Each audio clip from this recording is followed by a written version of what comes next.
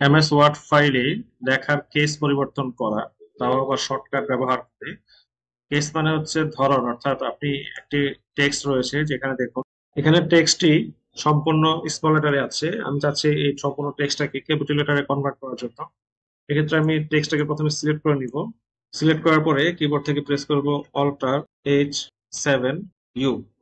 দেওয়া মাত্র দেখবেন সম্পূর্ণ লেখাটি ক্যাপিটাল লেটারে কনভার্ট হয়ে গেছে। এরপর ধরুন আপনি চাচ্ছেন সম্পূর্ণ লেখাটি ক্যাপিটাল লেটার হবে না, শুধুমাত্র প্রতিটি শব্দের প্রথম বর্ণটি ক্যাপিটাল হবে। যেমন কুইকের কিউ, ব্রাউনের বি, ফক্সের এফ, এইভাবে ক্যাপিটাল লেটার হবে। এক্ষেত্রে আপনাকে সম্পূর্ণ টেক্সট সিলেক্ট করে আপনাকে প্রেস করতে হবে অল্টার H7 C। দেখবেন আপনার প্রতিটি শব্দের প্রথম বর্ণটি ক্যাপিটাল হয়ে গেছে। এবার যদি আপনি চান যে এটাকে সেন্টেন্স কেস রাখার জন্য, সেন্টেন্স কেসে সাধারণত পুরো সেন্টেন্সের একদম প্রথম যে বর্ণটি আছে সেটা ক্যাপিটাল হয়, অর্থাৎ এখানে এ আছে, এ ক্যাপিটাল থাকবে, বাকি সব স্মল লেটার হবে। সেক্ষেত্রে আপনাকে প্রেস করতে হবে অল্টার H7S। দেখবেন আপনার এটা চেঞ্জ হয়ে সেন্টেন্স কেস হয়ে গেছে। এইভাবে আপনারা প্রতিটি সেন্টেন্সের বা টেক্সটের কেস পরিবর্তন করতে পারেন। ধন্যবাদ সবাইকে।